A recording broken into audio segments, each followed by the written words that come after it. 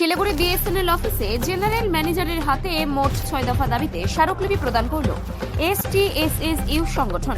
এদিন ওই কর্মসূচিতে সংগঠনের প্রায় 50 জনের অধিক কর্মচারীরা অংশগ্রহণ করেন। মূলত কেন্দ্র সরকারের মিনিমাম ওয়েজেস অ্যাক্ট এর আওতায় টেন্ডার করিয়ে পুনরায় কর্মচারীদের বেতন চালু করতে হবে বলেই দাবি জানানো হয়। এদিন কর্মচারীদের অভিযোগ, তারা 20 বছর ধরে বিএসএনএল দপ্তরে কাজ করছে। আগে কেন্দ্রীয় সরকারের মিনিমাম ওয়েজেস অ্যাক্টের আওতায় টেন্ডার হয়ে বেতন হতো কর্মচারীদের, তবে হঠাৎ সেই টেন্ডারে পরিবর্তন আনা হয়েছে এবং এখন মিনিমাম ওয়েজটুকু পাচ্ছেন না কর্মচারীরা। এতেই ক্ষুব্ধ তারা। এর আগে বহুবার প্রতিবাদ করাতে অনেক কর্মচারীদেরই ছাঁটাই করা হয়েছে বেআইনিভাবে। তাদের অভিযোগ, আগে 240-এর অধিক কর্মচারীরা কাজ করতেন উত্তরবঙ্গে, তবে এখন সেই সংখ্যাটা এসে প্রায় 120-র কাছাকাছি। আন্দোলন এবং বিক্ষোভ করাতেই এই সংখ্যা হ্রাস পেয়েছে বলে তাদের দাবি। এমনকি তারা যদি আন্দোলন বা বিক্ষোভে সরব হন তাহলে আগামী দিনে তাদেরও ছাঁটাই করা হবে বলে অভিযোগ। তাই এদিন এই সমস্ত অভিযোগকে সামনে রেখে শিলিগুড়ি বিএসএনএল অফিসে জেনারেল ম্যানেজারকে মোট 6 দফা দাবিতে স্মারকলিপি জানান STSSU এর কর্মচারীরা।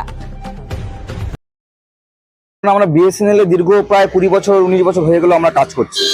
এতদিন থেকে আমাদের অনেক প্রবলেম ছিল, বেতন ঠিক মতন হতো না। আমরা কোর্ট কেস করে বিভিন্নভাবে আমাদের আগে পুরোনো পেন্ডিংটা প্রায় বকেয়া শেষ, কিছু ডিমান্ড বাকি আছে, হয়ে যাবে। কিন্তু ইতিমধ্যে বিগত 2023-এ এরা টেন্ডার করেছে। টেন্ডারের পলিসি চেঞ্জ করে দেওয়াতে এরা প্রথমে 3-4 মাস ঠিক থাকলেও তারপরে মিনিমাম ওয়েজেস, যেটা নাকি লেবারদের একটা সেন্ট্রাল গভর্নমেন্টের গাইডলাইন যে ন্যূনতম মজুরি দিয়ে সমস্ত লেবারদের এঙ্গেজ করতে হয়, সেই আইনটা এরা মানছে না।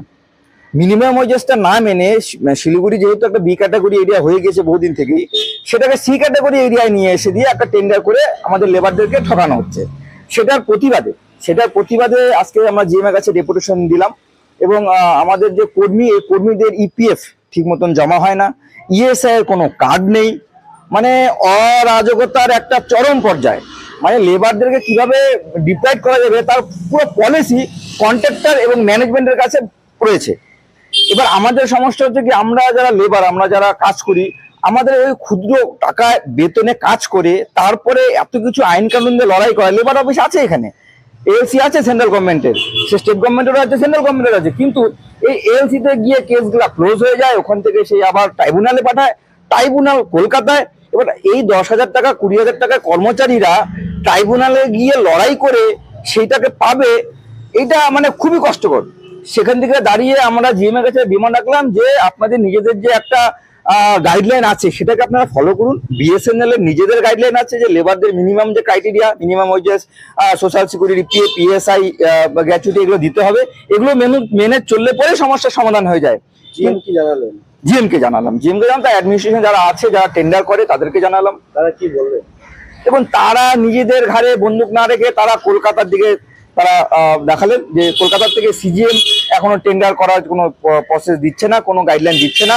ওখান থেকে টেন্ডার হলে পরে প্রবলেম সলভ হয়ে যাবে, এরা আশ্বাস দিয়েছে, কিন্তু এরা কতদিনে কি করবে সেটা নিয়ে আমাদের সন্দেহ। আপনার নাম বলছেন? আমার নাম রাজীব মন্ডল, জিএস এখানকার।